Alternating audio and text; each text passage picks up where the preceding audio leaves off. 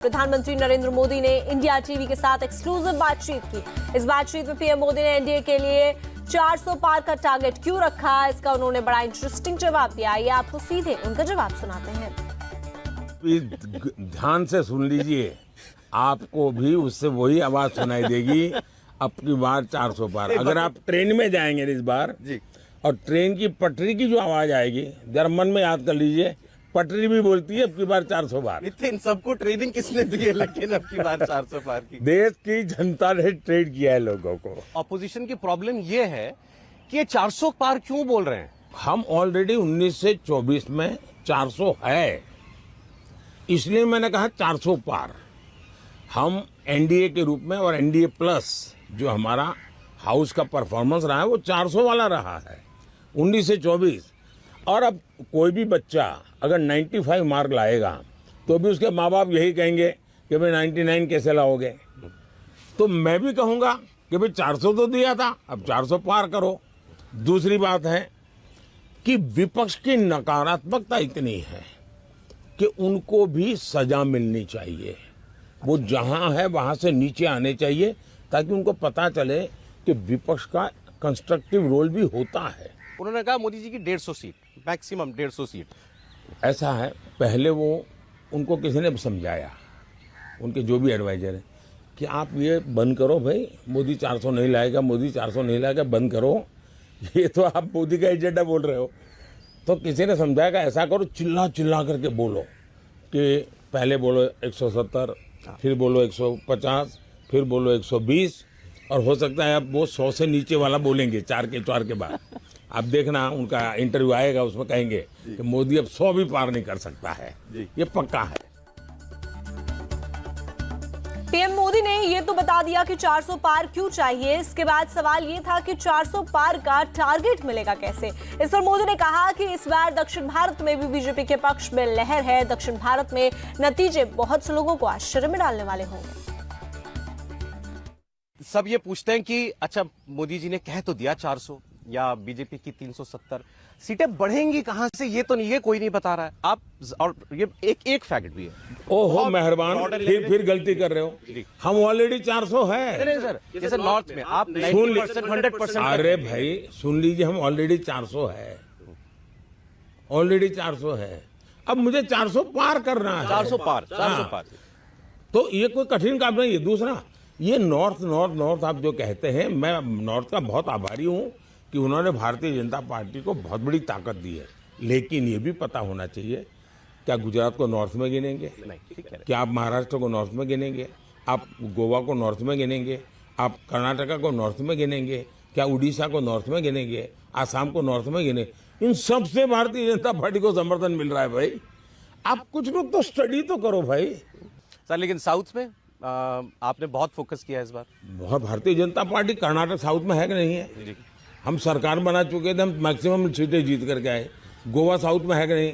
हम पहले भी पुडुचेरी में हमारी सरकार है जी। यानी आपको कुछ तो कागज लेके बैठो ना भाई, मैप लेकर के बैठो ना।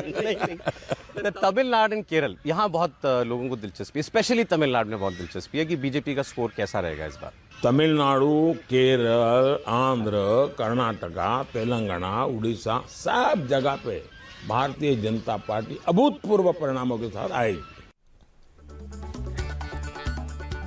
नॉमिनेशन के बाद पहली बार रायबरेली पहुंचे राहुल गांधी ने प्रियंका गांधी के साथ साझा जनसभा की। प्रियंका ने राहुल की तारीफ की। उन्होंने कहा कि राहुल गांधी सच्चे हैं, गरीबों की लड़ाई लड़ते हैं, लोगों को न्याय दिलाने के लिए संघर्ष करते हैं। रायबरेली को उनसे अच्छा सांसद नहीं मिल सकता। आज देश के प्रधानमंत्री को आपने कभी देखा है? नहीं। आपके यहाँ कभी आए हैं? टीवी पे देखा है? कुर्ते पे एक सलवट नहीं, एक शिकन नहीं माथे पे, साफ सुथरे हमेशा कपड़े इस्त्री हुए होते, कभी गरीबों के बीच नहीं आते। बड़े बड़े मंचों पे दिखते हैं सेठों के साथ, बड़े बड़े महलों में बड़े बड़े कार्यक्रम।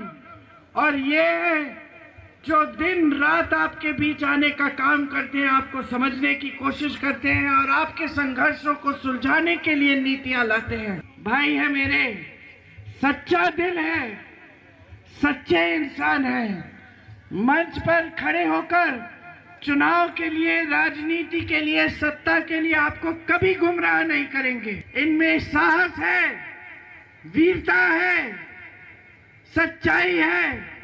इनसे अच्छा प्रत्याशी आपको नहीं मिल सकता, इनसे अच्छा सांसद आपको नहीं मिल सकता। इसके बाद राहुल ने प्रियंका का शुक्रिया अदा किया। राहुल ने कहा कि प्रियंका उन्हें जिताने के लिए बहुत मेहनत कर रही हैं। फिर राहुल ने भी रायबरेली के साथ अपने परिवार के 100 साल पुराने रिश्तों की दुहाई दी। राहुल ने कहा कि ये उनकी मां और उनकी दादी की कर्म भूमि है, इसलिए उन्होंने रायबरेली से चुनाव लड़ने का फैसला किया। रायबरेली का और मेरे परिवार का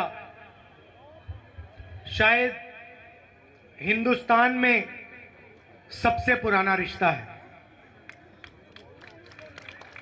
शायद ऐसा कोई और परिवार नहीं है जिसका 100 साल का रिश्ता जैसे हमारा है।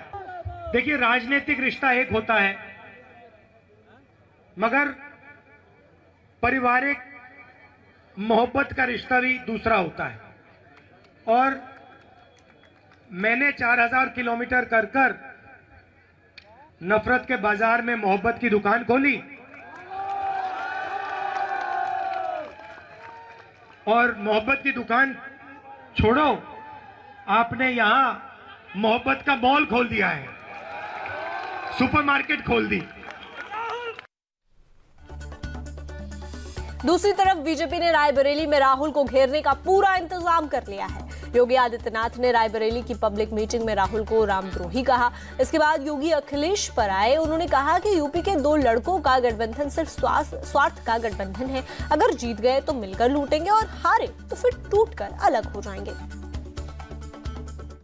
कांग्रेस और सपा का ये गठबंधन देश के लिए खतरनाक है। ये 2 युवाओं की जो जोड़ी आपके बीच में आ रही है, धोखेबाज जोड़ी है।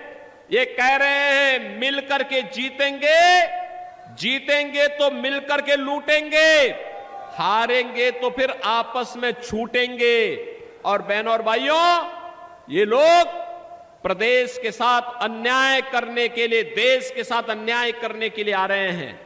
राहुल गांधी जब उत्तर प्रदेश के बाहर होते हैं तो उत्तर प्रदेश की निंदा करते हैं, भारत के बाहर होते हैं तो भारत के खिलाफ निंदा करते हैं। भारत के बाहर जाते हैं तो क्या बोलते हैं? 2010 में जब यूपीए की सरकार थी, कांग्रेस की सरकार थी, तब इन्होंने अमेरिका के एक अधिकारी से क्या कहा था? कहा था कि मुझे भारत के अंदर आईएसआई से डर नहीं है, मुस्लिम कट्टरपंथियों से डर नहीं है, आतंकवादियों से डर नहीं है, मुझे तो भारत के अंदर हिंदुओं से डर है। यानी हिंदुओं को बदनाम करता है व्यक्ति और फिर आप इसे वोट मांगेंगे। ये लोग जाति के नाम पर पहले आपको लड़ाएंगे, फिर जाति के नाम पर लड़ाने के बाद आपके आरक्षण को मुसलमानों को बंदर बांट करने का काम करेंगे। क्या आप ये अनुमति इनको देंगे? क्या